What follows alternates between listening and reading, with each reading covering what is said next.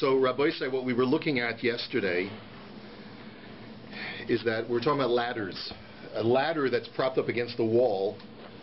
Rav Ada had made a statement telling us that you could be lenient in both directions. You could consider a ladder against the wall as a portal from one chutzner to another. If a wall divides two chatzeros and there's a ladder against the wall, you can consider that to be like a doorway, such that you could make an eruv for both chutzers, even though there's actually no doorway between the two.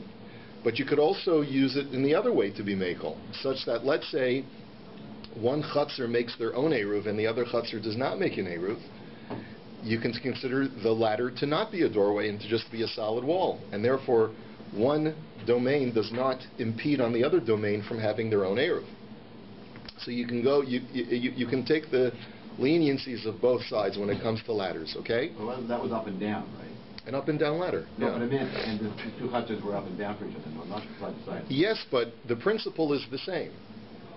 The principle is the same whether you have a two-floor condominium unit or whether you have two chutzers side by side. The point is that a ladder can be considered either a portal or can be considered a solid wall, depending upon your preference, depending on how you want to use it. Okay, so that's what we were learning yesterday. And Amar Rav Yehuda Amar Shmuel, which is about the 8th line, he says as follows: Kosel sheritzafo besulamos afilu beyeser me'eser toras mechitza olav. That if you line an entire wall with ladders, even if the width of those series of ladders is more than 10 amos, in which case it would normally, if there was a breach in that wall of 10 amos, we're on DAF Samach, even if the breach of that size would constitute a complete opening to the next domain, nevertheless, because they're ladders, you can consider it to be a mechitza, and therefore, lakula, if you wanted to, let's say, only make an eruv in one chutzner and not make an eruv in the other chutzner, in the wall between the two is still considered to be a solid wall, despite the fact that there's this huge amount of ladders connecting the two. So Rami le Rav Barona le Rav Yehuda b'matzarta devei Rav Chanina. So Rav Barona challenges Rav Yehuda in the press of Rav Chanina, and he said to him as follows: Mi Amar Shmuel Toras mechitza olav. Since when did Shmuel say that a ladder that's propped up against the wall still retains its status of a wall? The Ha'amar of Nachman Amar Shmuel, and now we're going to go back to our case that we saw yesterday that Bob just made reference to. Anshe mirpeses ve'anshe chaser sheshachachu v'lo irvu. Im yesh lefaneha daka arba eina oseres v'im lab oseres. We had seen this case yesterday. You have a 2-story apartment building. Let's say, for example, to keep it simple, each floor has 2 units. So you've got, let's say, 4 residences. There's one chutzner, and the people on the 2nd floor have their own mirpeset. They have their own patio. So we had said that if the people on the top floor do not contribute to the eruv on the bottom floor, it's going to be a problem. They're going to impede the usability of the chutzner because you don't have one corporate entity, because of the people upstairs did not incorporate with the people downstairs. Why? And why is it a problem? Because there's a ladder that connects the upstairs to the downstairs. So you see that even though there's a physical barrier between the upstairs and the downstairs, but if a ladder connects that physical barrier, it's still considered to be a portal. And so it's not like you were saying that you could go lakula for a ladder to consider it to be a wall, to consider it to be a blockade between the two domains. The only time we said that when you have is when you have a daka, which according to some Rishonim means that you put some kind of barrier at the opening to the patio to demonstrate that the people of the upstairs don't plan to use the chutzner for that Shabbos. That's the only time when the ladder does not connect the upstairs with the downstairs. So the Gemara says, so we have this kasha, so how do you answer the kasha? The answer is, the same answer that we gave yesterday, is that the patio is less than 10 tefachim high. And since the patio floor is less than 10 tefachim high, they're really considered to be on the same level. And that's why it's got nothing to do with the ladder. It's got to do with the fact that the patio is mamish on the same level halakhically as the rest of the courtyard. Are we talking about not being able to use the patio? I'm not quite sure what the patio is. No, we're talking about being able to carry in the courtyard. You make an eruv in the courtyard. Yeah, downstairs. The courtyard is downstairs. It's on the lawn, right? It's the lawn outside. You want to be able to carry there. The problem is that only the people living downstairs made the eruv. People upstairs did not make the eruv. So the people upstairs will impede the people downstairs. The Gemara thought it was because the ladder connected the two. Now the Gemara is saying that's not the issue. The issue here is not the ladder. The issue is the fact that the people upstairs really are on the same level as the people downstairs because the patio is all the way down low, below 10 tefachim. The patio on the top floor. Yeah. Because they have easy access. Yeah, because it's considered to be, once you're within 10 tefachim, it's like you're on the same level. Okay, is it clear? Would a diagram make life simpler for you? What? Okay, so I don't want to hold. I'm saying just imagine you've got a balcony. Yeah. A balcony on the second floor, right? So it's not hard to envision a balcony, right? You've got a balcony on the second floor. I call that a patio, but it's really a balcony. You've got a balcony on the second floor. The balcony on the second floor dips so low that it's within 10 tefachim from off the ground. That's why it's considered to be the same domain as the floor. And that's why the people on the second floor are impeding the people on the lower floor from carrying in the courtyard.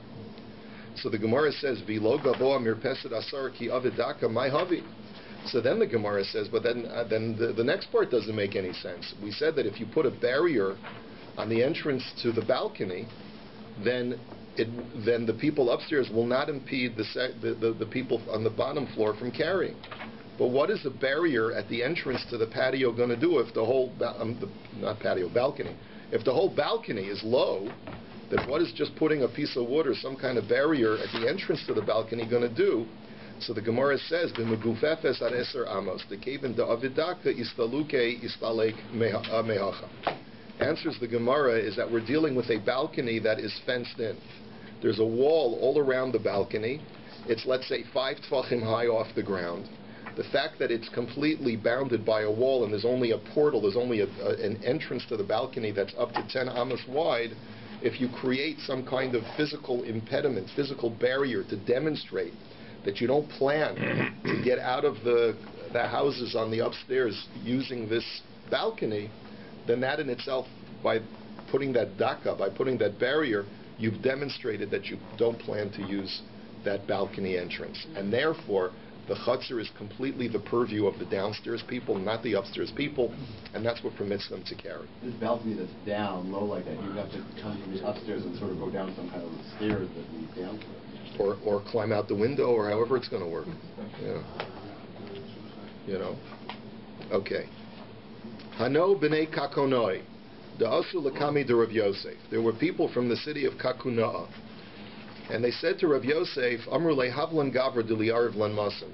They said, Rebbe, we know you have a big yeshiva. Give us one of your top guys. Have him make an eruv for our town. Now, here we're talking about making an eruv for a city, which presumably, like Rashi says, is a Rishus Harabim. And we had said in our Mishnah that whether the city is a Rishus Harabim presently, or previously was a Rishus Harabim, and now the population has dwindled, you have to leave over a remnant of the city that's not included in the eruv in order to create a heker, in order to create some kind of recognizable sign that there's been an eruv constructed. And the way that you do that is that you leave a portion, you cordon off a portion of the city, and you say this is not included within the eruv. And if you remember, we had seen a machlokus in our Mishnah between Rabbi Yehuda and Reb Shimon as to how large that area has to be. According to Rabbi Yehuda, there have to be at least 50 inhabitants of that cordoned off area, or sort of that segmented area. And according to Reb Shimon, it just has to be enough for 3 courtyards with 2 houses each in those courtyards. So the girl who gets left out? The what? Who gets left out? The guy who draws the short straw. I guess, the neighborhood that draws the short straw. Well, it depends if there are goyim in the neighborhood. I'm not sure whether goyim would help in this case. It's an interesting question, Alan. The Gemara doesn't address that issue, whether they have to be Jewish or Gentile. Amar Leile Abaye Zila Revlu V'chazi Delo Mitzabcha Allah Bevei Medrasha. So Rav Yosef takes his number one disciple, Abaye, and he says, Abaye, I'm sending you on a mission. Go ahead and make an ERU for these people, but make sure that they don't scream at you in the base medrash. Meaning, don't mess up. Now, there are two ways to mess up when you make an ERU. Either you're too makel, and they're going to criticize you for relying on too many kulas, or you're going to be too machmir and drive the people in the neighborhood crazy with all of your chumras, and that'll also bring you criticism. So, as you'll see, we'll see what Abai is concerned about as we go along. So Abai says, okay, I've got to cordon off a certain part of the neighborhood and not included in the town, and not included in the Eruv. So he noticed that there were certain houses in the neighborhood. This was a coastal city, meaning it was on the coast of a river, and he noticed that the people that lived on the river bank did not actually have access to the rest of the town. Apparently they would come in and out of their homes from the river, either walking along the river bank or maybe coming on a boat. So he said, I got a great idea. I can do something which will make everybody happy. Because since the people living in the homes that have access to the river don't normally access the main thoroughfare of the town anyway, they're not going to lose out. Like Shlomi was saying, who gets the raw deal? Well, let me give the raw deal to these guys since they don't use the main thoroughfare normally anyway. So Amar Hani lehavi shir lamasa. So let me make this neighborhood, this part of town, the remnant that's not going to be included. So Hadar Amar ein ma'arvinis kula tanan michlal de boi leiruve matzi ma'arvi. So he says, no, wait a second. I got to think about the language of the Mishnah. The Mishnah says that you can't make an ERU for the whole town, which implies that people who could theoretically be included and be part of the corporation of the ERU have to be excluded. Now, these people are not really part of the corporate entity anyway, because they normally aren't considered to be part of the town's thoroughfare usage. So therefore, maybe from the language of the Mishnah, I wouldn't be allowed to cordon off that. This would not be sufficient to cordon off that area because they're not normally part of the Eruv anyway. So Ela iavid lahu kevoye di ibo li aruve derech halonos matzi ma'arvi.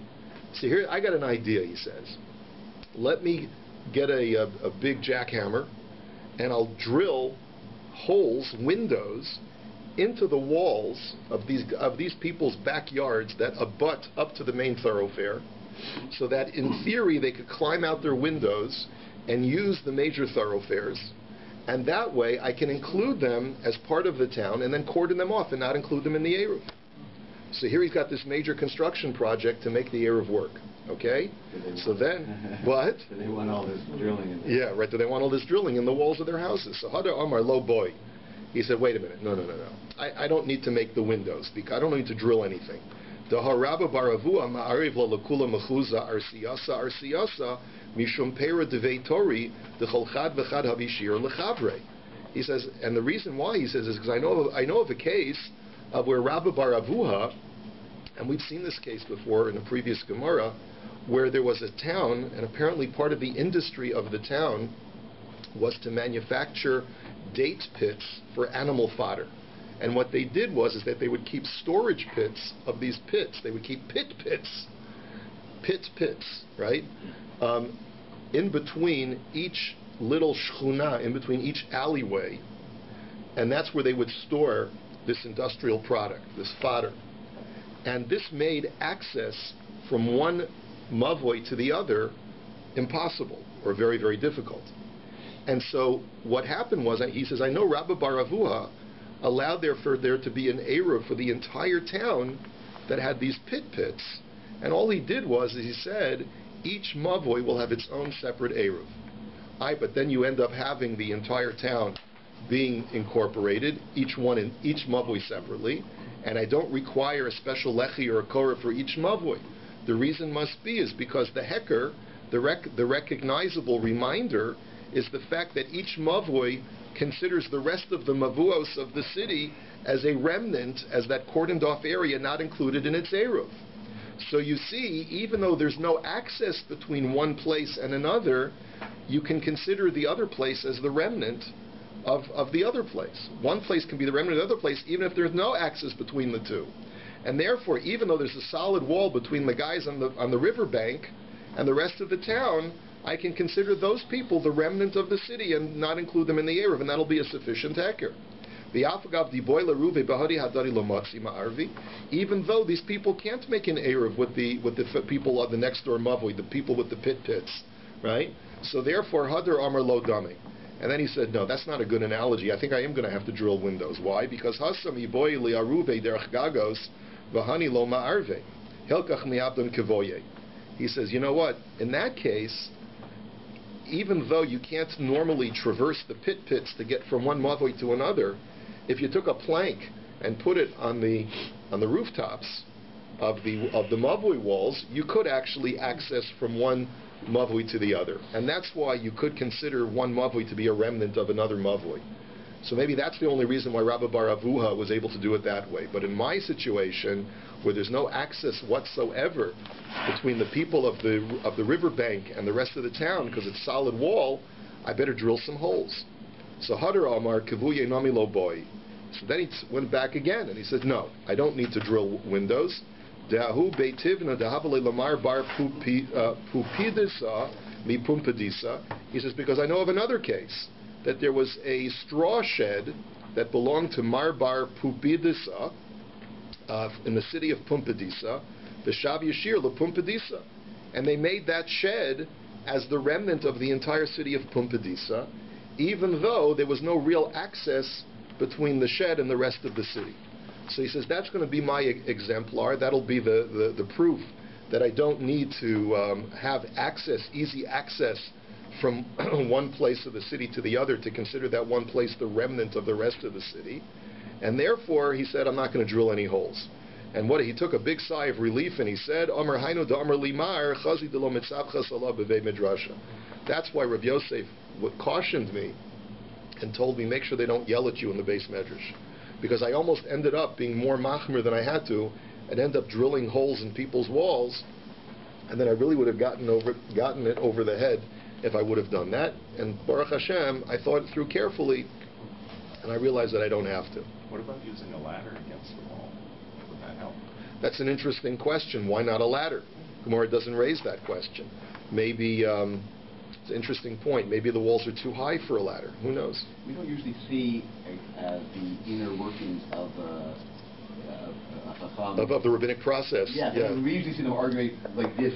Right. Here he's going in his own head. That's right. That's an excellent point. That's right. He probably was relating this over to his Talmidim afterwards to let them know the two sides of the argument.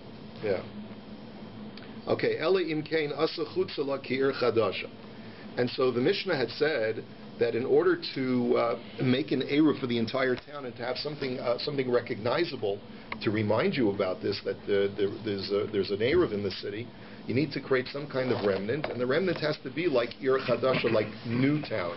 Now this was something that was known to Chazal. There was a case of like a small suburb to a larger city. They called it new town. I guess maybe it was like outside maybe the formal old city, and they called it the new city, right? And that new city was like a small suburb outside the old city, and they considered that new city to be the remnant of the entire neighborhood, the entire greater area of the city, and that's what allowed them to do it. So Tanya Amar Reb Yehuda Ir Echasaisa Yehuda v'Chadasha Shema, that there was a little town in Judea, and its name was Newtown.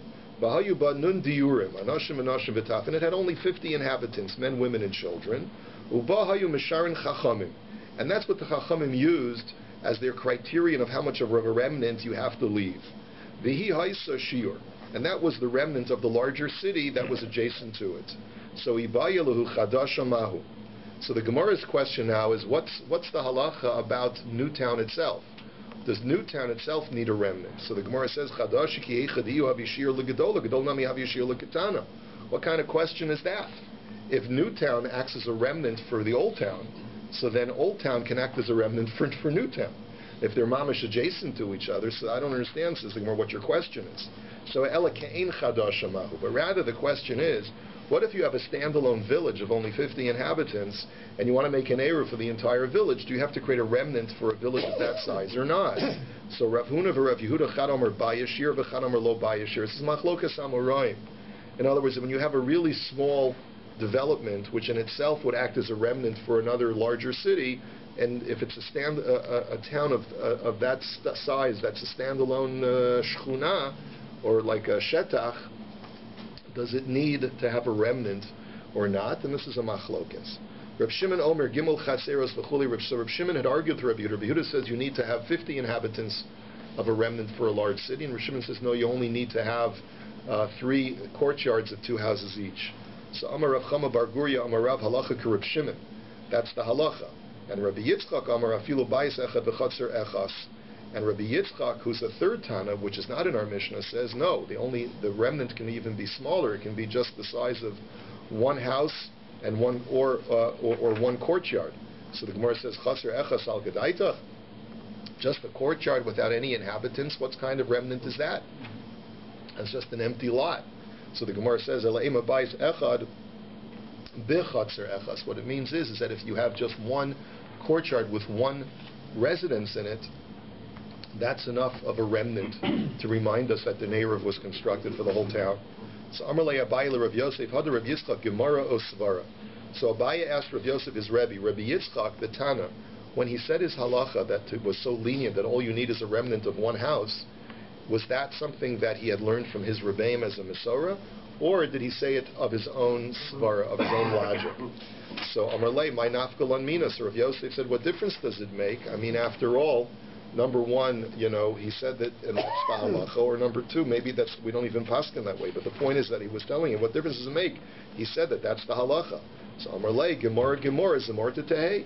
So Abaye said back to his Rebbe, what do you mean, what difference does it make? I can't just learn the teachings that you teach me like a song just to memorize it. I need to be able to understand it. So I want to be able to understand where Rabbi Yitzchak was coming from. Was it based on logic or was it based on a Masod? We don't have an answer to this question, but at least you see that there's an importance in knowing on what basis the Tanoim say what they say. Let's go on to the next Mishnah. Mi shahaya b'mizrach v'amar livno arev li b'maro. So interestingly, we're jumping back to Eruv Tchumen. We had just seen Eruvei Chatzeros, now we're going back to Eruv Tchumen. Why the Mishnayos jump back and forth this way is a bit of a mystery to me. I'm not really sure, but I'll leave it up to you to figure that out. If someone was in the East, he's in the East, now we're talking about not a city, but we're talking about a single residence.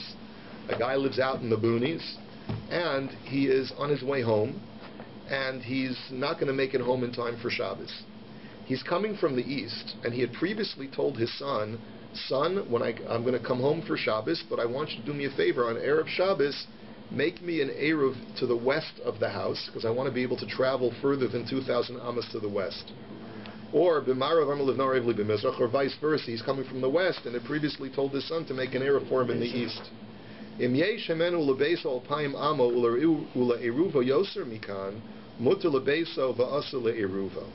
So the halacha is as follows. Let's say the man is within 2,000 amas of his home, but the place where he told his son to make the Eruv, which is all the way in the west, he said that where he told his son to make the Eruv, he's more than 2,000 amas away. In other words, he had originally planned to be home before Shabbos, and he had planned that the Eruv that his son was going to make that was within 2,000 amas of his home to the west was going to be his makom shvisa. It was going to be a place of acquiring domain. There's only one problem. If at the inception of Shabbos, the place where you put down your Eruv is more than 2,000 amas away from you, you can't be Kona Shvisa there. You can only be Kona Shvisa in a place which is within your 2,000 amas, which you have access to. I don't have access to that place because it's like 3,000 amas away. So in that scenario... Can he get home in the first place? So in that scenario, he is within 2,000 amas of his home. So Rashi explains that we assume that what he really wants is that if he can be Kona Shvisa where his son put down the Eruv, fine. And if not, he wants to be Kona Shvisa in his house. So therefore we say that his house is the thing where he's Kona Shvisa, and he's got 2,000 amas in all directions from his house, and the Eruv is null and void. Conversely, he says, Leiruvo alpayim. What? You could also use the landmark and also make it null and void. You said the virtual one. Yeah, but he would have to make that declaration. Here he didn't make any declaration at all. He's relying on himself. Yeah. And le'iruvo al payim ama ulebeso yeser mikan asa lebeso muta le'iruvo. If conversely, let's say he's closer to his eruv than he is to his house. The eruv that he told his son to make is within 2,000 amas, and his house is further away than 2,000 amas. So then he will become a shvisa with the eruv, and will not be able to become a shvisa at the house. Now that's a little bit problematic because according to the scenario that we provided, he's in the east, and the eruv is in the west. The house is presumably in the middle. So we're going to have to figure out how he could be closer to his eruv than he is to his house. Where we'll explain that momentarily. Hanosen es eruvo bi'ibura shel ir. Now let's talk about a town. Up until now we were talking about a single house. Now let's talk about a town. You're part of a town. The town, we said, gets squared off, as we've learned about the measurements before. We don't just square off the city walls, but if there are residences that are in the outskirts of the town within 70 amos of all of the other homes, that's considered to be part of the town as well. And you square off, using your map, you square off the outlying homes as part of the square of the city limits. A guy goes ahead and he places his eruv down within that square of the city limits. So lo asa v'lo klum. What he's done is null and void. Because even without an eruv, you have the entire city limits, and from the city limits outwards, you have 2,000 amos in all directions. So there doesn't seem to be any point in what he did. Okay? Nasna chutz l'tchum afilu ama echas. If, however, he places it down outside the city limits, even 1 amma, so then Masha Niskar hu mafsid.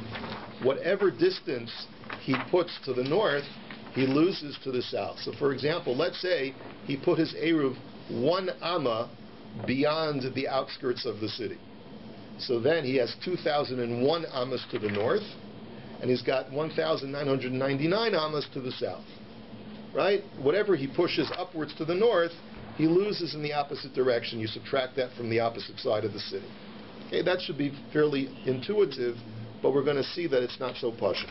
Let's take a look now at the Gemara. Kasal kadaitach lemizrach lemizrach beisa lemayrav lemayrav beisa.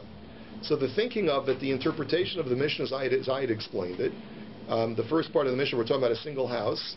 A guy's coming from the east, and he's to the east of his house, and he tells his son to make the eruv to the west of his house. So bishlam heimenu lebeis al paim amo leruvo yesemikan mishkachas la demati lebeisav lamati leruvo. So the first case makes very good sense. He's to the east of his house, so he's within 2,000 amos of his house. But the eruv where he wants his son to create for him is further west of his house, which is outside of his 2,000 amos. And therefore it makes very good sense why he can reach his house, but he can't reach the eruv. But ela heimenu uleiruvo al paim ama ulebeso yeser mikan heichem ishkachasla. But what about the second case, where he's closer to the eruv, he's within 2,000 amos of the eruv, and he's further away than 2,000 amos from his house? Doesn't make any sense. If you're east of your house and the eruv is west of your house, how can you be closer to the eruv than you are to your house? It makes no sense. So the Gemara says, Amar of Yitzchak misabras lemizrach lemizrach beis lemayrav lemayrav beis. So lo, lemizrach lemizrach beno lemayrav lemayrav beno. The landmark that we're saying that you're east and west of is your son, not your house. So the way you interpret it is this way. A guy's on his way home, and he may be coming from any given direction, but he's let's say, he's between his house and his son. Let's say the house is all the way in the east, his son is to the west, and where he wants his son, where the eruv to be, is to the west of his son, and he's situated between the house and his son.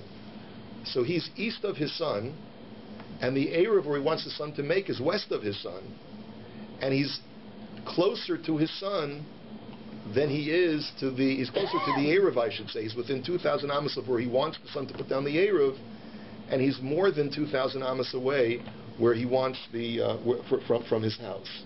That's what we mean to say that he's lemizrach u'lemayrav. He's lemizrach beno and lemayrav beno. Right? So that's one way of interpreting it in order to answer all the questions. But Rabbi bar Rav Shila Amar Afilu Tema LeMizrach Beisel Mal L'Mar of Beiso Kagon Dekoi Beisei Ba'alach Sona.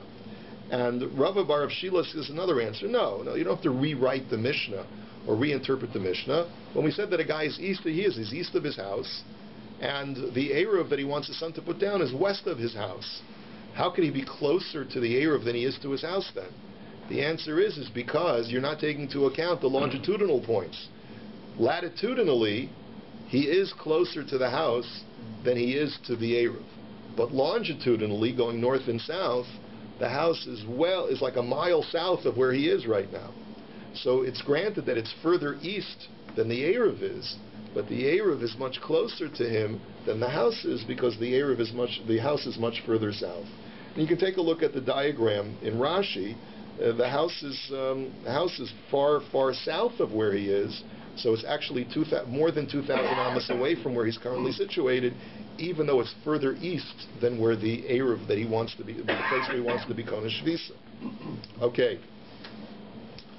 Weiter. Hanos sein Eruvo besoch ibura v'chulei. If a person puts down his Eruv within the city limits, his efforts are null and void. But if he places it outside the Tchum, then he's Konesh Visa 2,000 amos in that direction. So chutz l'tchum sal gadaitach. What do you mean outside the boundary? The word tchum implies that it's beyond the 2,000 amos. How can you put an Eruv outside of your 2,000 amos from your home? It's not going to work that way. It's got to be within 2,000 amos. So ela ema chutz ibura. No, it means outside of the square of the city limits. That's what we meant chutz l'tchum. So just a clarification of the language. Mashaniskar hu mafsid. Whatever you gain on the north side, you lose on the south side of the city. Mashaniskar besulo. You mean to tell me that the only thing that you lose on the south side is the extra amma or amos that you gain on the north side? Is that all you lose on the south side? I'm going to show you another brisa that says not that way. V'hatanya hanosen es eruva bisochi buro shel ir lo asa v'lo klo. That if a person puts down his eruv within the city limits, then his act is null and void. He hasn't done anything. Like our Mishnah had said, Nasma chutz l'ibura shel ir afilu ama echas mistaker osa ama umatzid es kol ha'ir kula mipnei shemidas ha'ir ololo b'midas hatchum. Listen to what this brisa now says. If I put my eruv to the north of the city limits, even one amma outside of the city limits, then I have to measure exactly 2,000 amma of a radius in all directions. And what that means is that if the city going north and south extends beyond the 2,000 ammas, I have to stop in the middle of the city.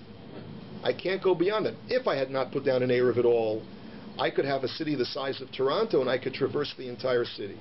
But the moment that I put an eruv outside the city limits of Torornto, so then I'm bounded by 2,000 ammas in all directions of the eruv, even if I have to stop in the middle of the city. Can't go any further. And that's not like our Mishnah had said. Our Mishnah had said that no, you can consider the entire city as like one small area, and you can go beyond the city south minus whatever you gain in the north. But to say that you stop in the middle of the city, that our Mishnah was never suggesting. So how do you reconcile the Mishnah and the Brisa?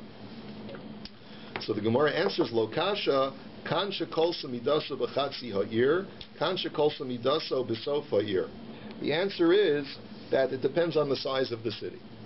If the city is so large that by putting your eruv to the north of the city, you're going to end up 2,000. If you go 2,000 ammas south of the eruv, you're going to end up in the middle of the city.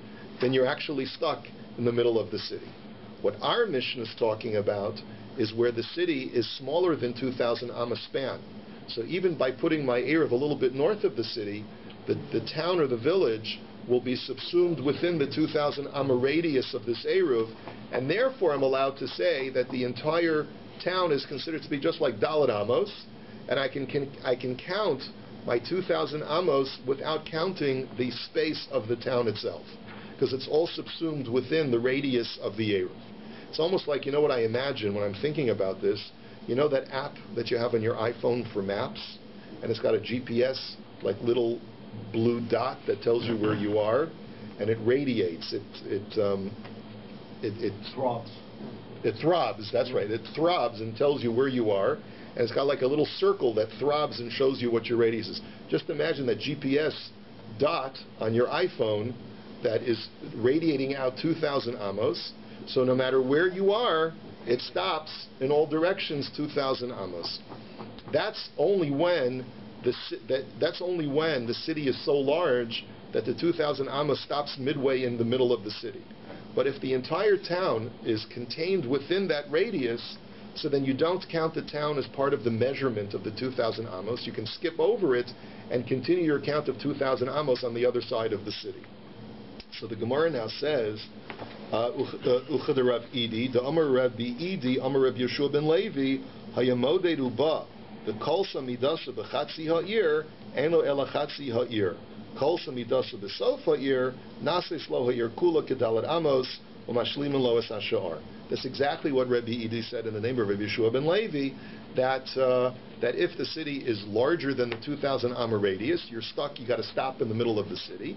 If, however, it's a smaller town and it's completely subsumed within the 2,000 amos, you're allowed to consider the entire town as just 4 amos and continue your count completely beyond the city limits.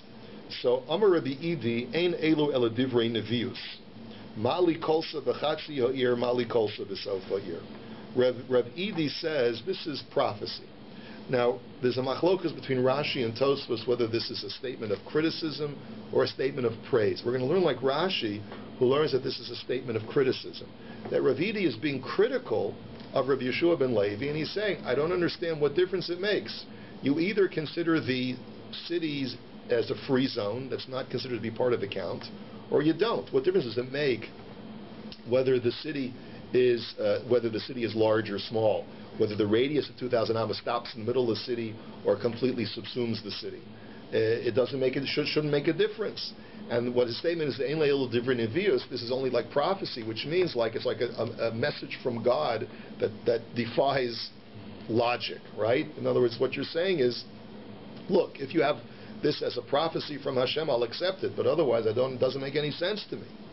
So Amar Rava to Ravayu Tanani. So Rava says, well, I got news for you, Rav Idi. Rav Yeshua ben Levi makes very good sense because it's taught in a brisa that way. Because it says, Anshe ir gedola, mahalchen es kol ir ketana, ve'ein anshe ir ketana, mahalchen es kol ir gedola. So, because we have a brisa that says that if you have 2 cities that are adjacent to each other, one is a very large city and one is a very small city. There's a little bit of space between the 2 of them, but they're like sister cities.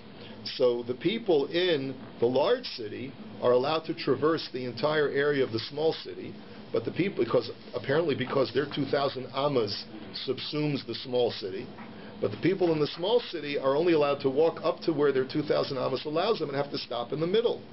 So my taima, lav mishum dahani kolsa midasan b'chatzi ha'ir, v'ani kolsa midasan b'sof ha'ir. It must be because the people of the large city completely encompass, their 2,000 completely encompasses the small town, and therefore they can keep on going and not count the small town as part of the measurement. And the people of the small town, their 2,000 amma stops in the middle of the big city, and therefore they have to stop mid-city. How's Rabbi Idi going to learn that brisa and to defend his position? That Rabbi Yeshua ben Levi's distinction makes no sense. That we'll see in Yirtzeh Hashem tomorrow. Have a wonderful day.